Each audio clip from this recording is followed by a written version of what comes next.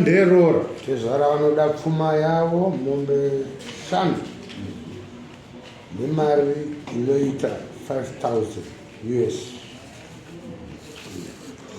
Taurai tezvara kuti zvakafamba sei. Tinokupai wari wese here kana kuti chii? Wari wese here? Wachiri wese? Wari wese. Tingotarira kahisi kacho tuwane vakaroorana here vana vanowangani. Mwana wenyu wacho anonzani? Musikana. Musikana. Uri pano wehako.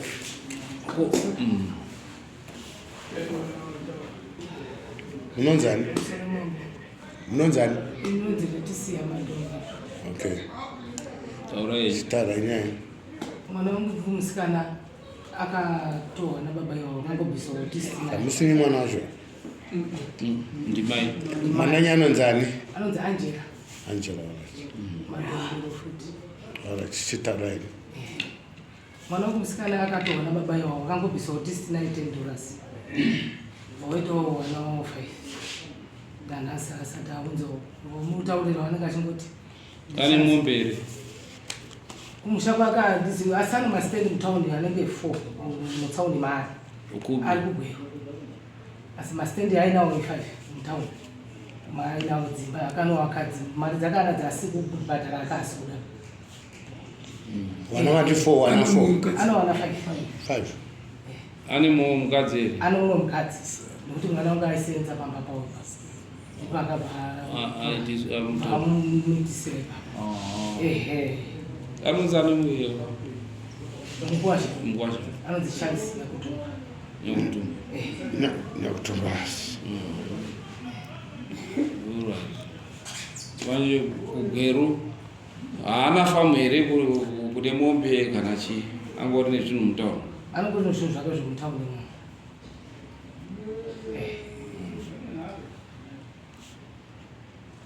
Kuenda haana masamoni akaenda?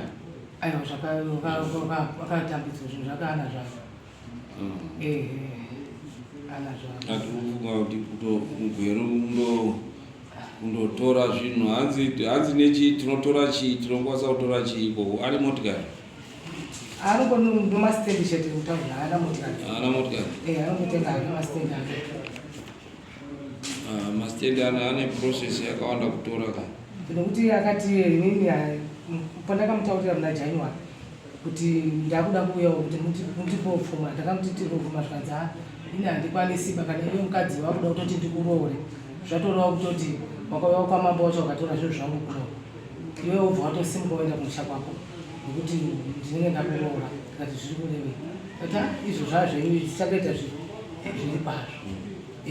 Hanzi chinotoreka ndechipi nemwana wenyu ikoko chekuti tinogona kundotora?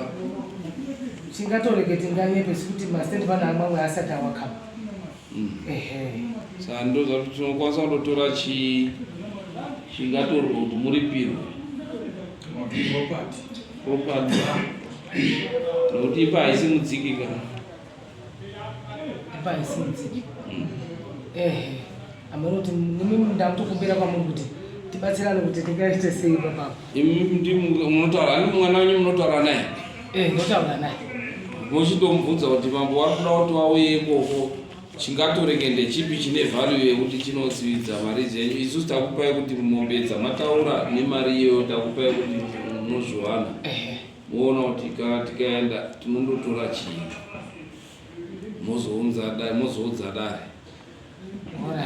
mochindoita mainvestigation kuti ane mombe here kumusha ane chii, mombe dzinotakurika.